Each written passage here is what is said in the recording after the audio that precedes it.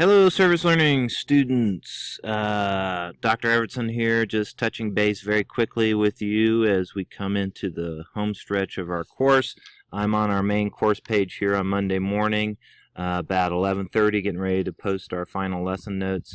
As you can see by the schedule, our main task this week is completing our service and reporting on that through our progress reports. All that material is outlined in quite a bit of detail in unit number 3. I've posted several videos previously about how to fill out those reports. There's been a lot of information communicated to you about completing the logs and making sure that you get the proper signatures and you do the proper amount of hours. And what we've been waiting for today, or what I've been looking forward today, is in that forum kind of a first glance or a sneak peek of what students are doing so far in their service projects. This 2-week period where you're in Unit 3 doing this work on your own is always a bit nerve-wracking for me, because I just have to trust that you're out there completing the service aspects that you outline in your proposals. And I've returned all the final proposals, the formal proposals to assignments and in your grade books, and you should see the grades for those. And the proposals were not great.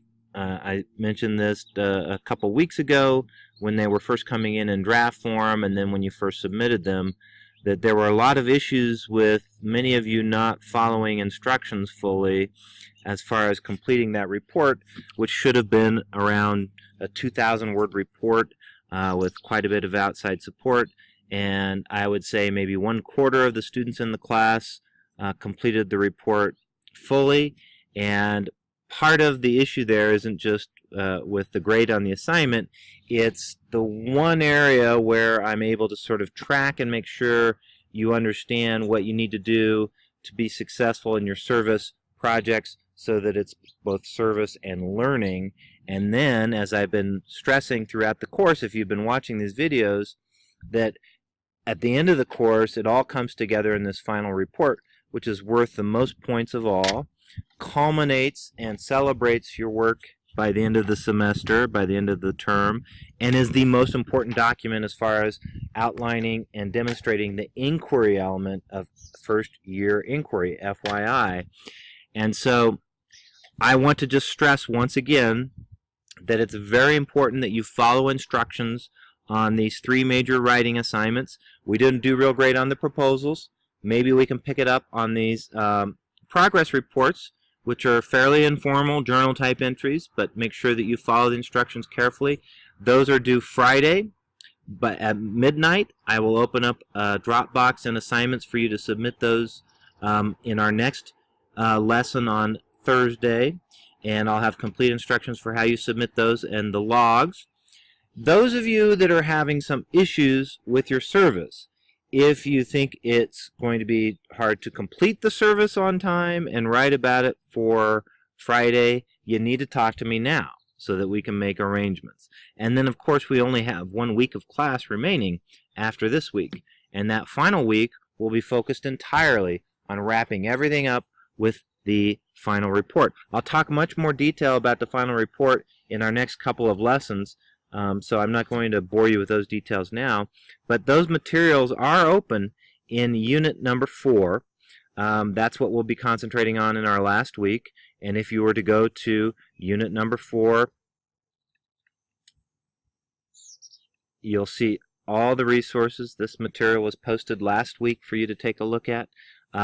You'll see all the materials, including the final report handout.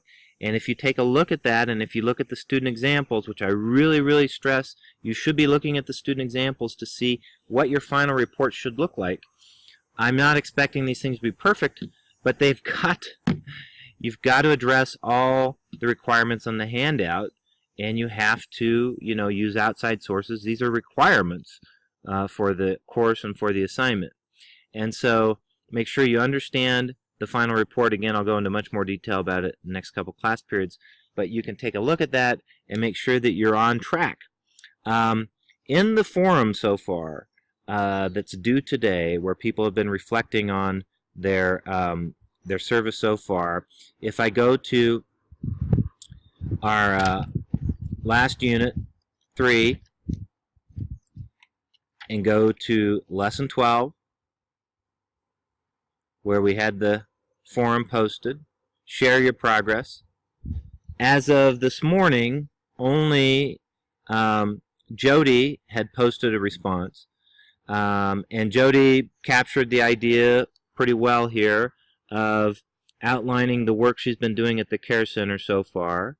And what I want to stress on this is, at this point in your reflection, in the journal entries you're writing, and in your progress reports, and eventually in your final reports, that there are going to be issues and problems that you confront.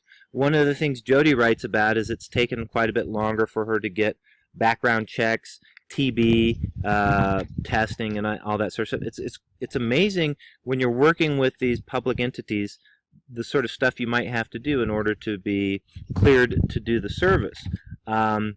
And similarly, as you all are working on your service projects, remember you're supposed to be doing 15 hours total, and at least 10 hours on site.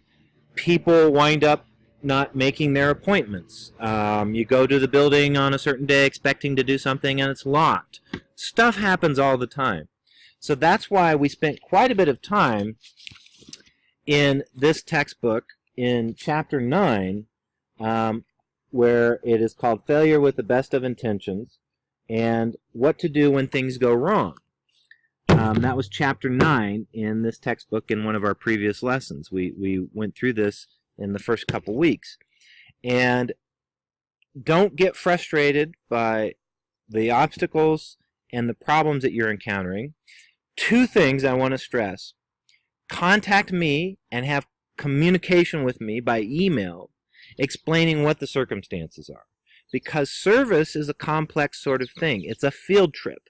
It's doing stuff outside of our textbook, outside of our... We can't predict what all is going to happen. That's why the book goes into so many of these scenarios. So, communicate to me if there are problems or obstacles. This has happened every summer that I've done the course. I've worked with students to come up with a solution. Don't get frustrated. Don't feel like there's nothing that can be done. If you were supposed to meet with so-and-so on such and such a date and they didn't show up, we can go to Plan B. But that's part of what we're hoping to exercise and work on in an FYI class. That's why this subject matter, service learning, is a great subject for inquiry-guided instruction, because you're asked to confront issues, obstacles, roadblocks, problems, and then work around solutions. And then the best part about it is, it may be very frustrating at the time, but in your final report, and in this forum here, as Jody is doing, I'm trying to get you used to thinking about this. Part of your report will be reflecting upon what you intended to do because you outlined a problem that you were trying to address with your service project. Your service project may not successfully address the problem at all. You need to demonstrate that you've tried. You need to demonstrate where it fell short, what you've learned in the process. That's where the learning occurs. When we make mistakes and we reflect upon our mistakes and we think of how we might do things differently in the future, that's where inquiry and that's where learning is applied, and that's exactly what we want to be doing in a course like this. So I just want to stress that as you're doing your service projects, I want to encourage you. I'm nervous because I'm not seeing a lot of activity so far. Nobody's really been in contact with me. These are ambitious projects. Many of the proposals were fairly incomplete and unclear about what the actual service would be. I've said my spell on that in the comments to your papers. So now I'm just like, okay, let's hope you have some good service projects so you have something to write about so that we can finish the course strong. Finally, I just want to say, as far as grades go, the grades that you should, if you go to Gradebook, you should notice that the last couple quizzes are not yet inserted. I'm going to update those points today. there's been a lot of time in this course, even though there's just a handful of students in this course. We've had a lot of trouble with people being able to utilize the technology, complete the quizzes, whatever's been going on. I've been very lenient because I want to see your responses to the readings and other things. So I have left those things open. We've had a policy of 24 hours to complete these assignments after due date, and that's just gone out the window because I've been trying to really be accommodating to those of you. And so for these quizzes and things, as the grades get updated, hopefully some of you will see that that's an improvement in your grade. Some of you are going to see that your grades are quite heavily impacted by that. The Friday forums, I will start assigning points. I've been reading these. The Friday forums have been fine. It's a challenge reading a long book like this in long chunks, but that's part of doing an 8-week summer class. It seems like people are getting into the novel a little bit more. You need to make sure you respond to these. These are worth 40 points for the responses in this part and 35 points for the responses in this part. I think almost everybody responded to the first several Friday forums. The last couple we've had much less participation, and I'm going to start assigning points to those and closing those forums. So if you still want to contribute a late response to any of the Friday forums, you need to contact me so that we can get those responses in, and then I can get grades updated. That's it on my end. Continue your service work. Contact me if you have questions.